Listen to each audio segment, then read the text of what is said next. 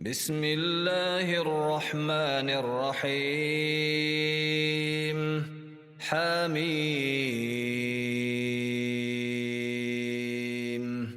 تنزيل الكتاب من الله العزيز الحكيم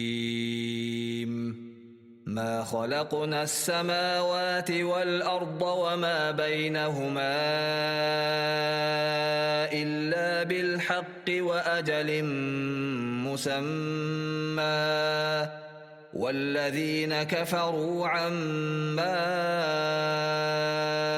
أنذروا معرضون قل أرأيتم ما تدعون من دون الله أروني ماذا خلقوا من الأرض أم لهم شرك في السماوات ائتوني بكتاب من قبل هذا أو أثارة من علم إن كنتم صادقين ومن أضل ممن يدعو من دون الله من لا يستجيب له إلى يوم القيامة وهم عن دعائهم غافلون وإذا حشر الناس كانوا لهم أعداء وكانوا بعبادتهم كافرين وإذا تتلى عليهم آياتنا بينات قال الذين كفروا للحق لما جاءهم هذا سحر مبين أم يقولون افتراه قل إن افتريته فلا تملكون لي من الله شيئا هو أعلم بما تفيضون فيه كفى به شهيدا بيني وبينكم وهو الغفور الرحيم قل ما كنت بدعا من الرسل وما أدري ما يفعل بي ولا بكم إن أتبع إلا ما يوحى إلي وما أنا إلا نذير مبين قل أرأيتم إن كان من عند الله وكفرتم به وشهد شاهد من بني إسرائيل على مثله فآمن واستكبرتم إن الله لا يهدي القوم الظالمين وقال الذين كفروا للذين آمنوا لو كان خيرا ما سبقونا إليه وإذ لم يهتدوا به فسيقولون هذا إفك قديم ومن قبله كتاب موسى إماما ورحمة وهذا كتاب مصدق لسانا عربيا لينذر الذين ظلموا وبشرى للمحسنين إن الذين قالوا ربنا الله ثم استقاموا فلا خوف عليهم ولا هم يحزنون أولئك أصحاب الجنة خالدين فيها جزاء بما كانوا يعملون ووصينا الإنسان بوالديه إحسانا حملته أمه كرها ووضعته كرها وحمله وفصاله 30 شهرا حتى إذا بلغ أشده وبلغ 40 سنة قال رب أوزعني أن أشكر نعمتك التي أنعمت علي وعلى والدي وأن أعمل صالحا ترضاه وأصلح لي في ذريتي إني تبت إليك وإني من المسلمين. أولئك الذين نتقبل عنهم أحسن ما عملوا ونتجاوز عن سيئاتهم في أصحاب الجنة وعد الصدق الذي كانوا يوعدون. والذي قال لوالديه أف لكما أتعدانني أن أخرج وقد خلت القرون من قبلي وهما يستغيثان الله ويلك آمن إن وعد الله حق فيقول ما هذا إلا أساطير الأولين.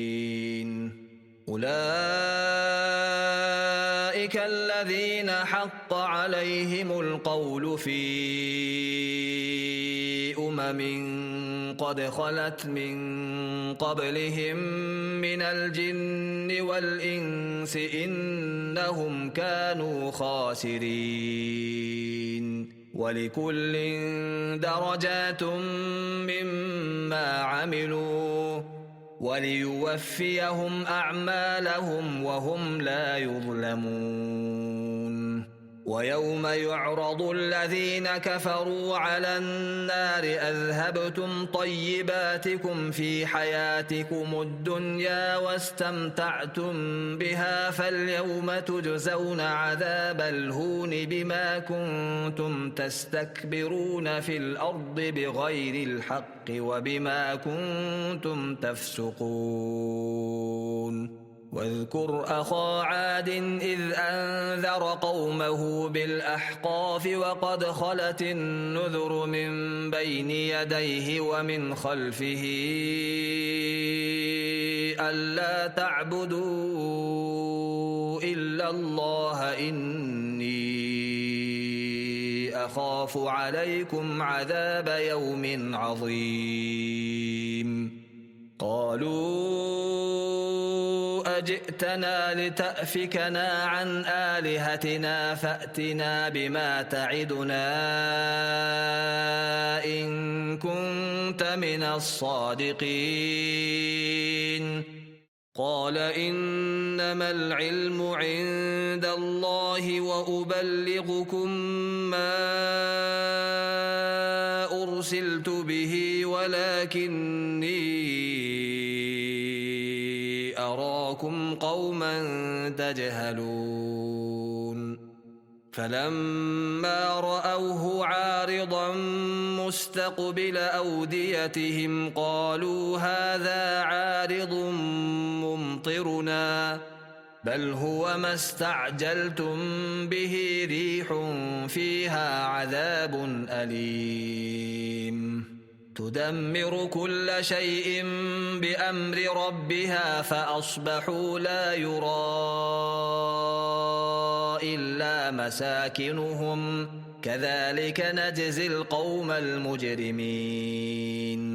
ولقد مكناهم في ماء مكناكم فيه وجعلنا لهم سمعا وأبصارا وأفئدة فما أغنى عنهم